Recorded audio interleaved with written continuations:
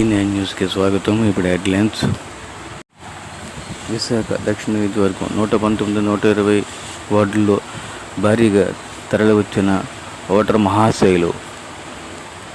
ప్రతి ఒక్కరూ ఓటేద్దాం, దేశ అభివృద్ధికి పాటుపడదాం. 38వ వార్డు కానీ ఉదయం 6:30కి వచ్చారు జనం. ఎండలో ఎండిపోతున్నారు పాపం. ఇక్కడ నీళ్ళు లేదు. ఆడవాళ్ళు, మహిళలు, మగవాళ్ళు అంటే అలాగే ఉంటారు. కానీ ఓటు హక్కు వినియోగించుకోదామని చాలామంది ప్రజలు కూడా ఓటు వేయడానికి వచ్చారు. చాలా మంచి ధన్యవాదాలు. కానీ ఇక్కడ లాగా అనాథలాగా ఉన్నారు ఆడవాళ్ళు.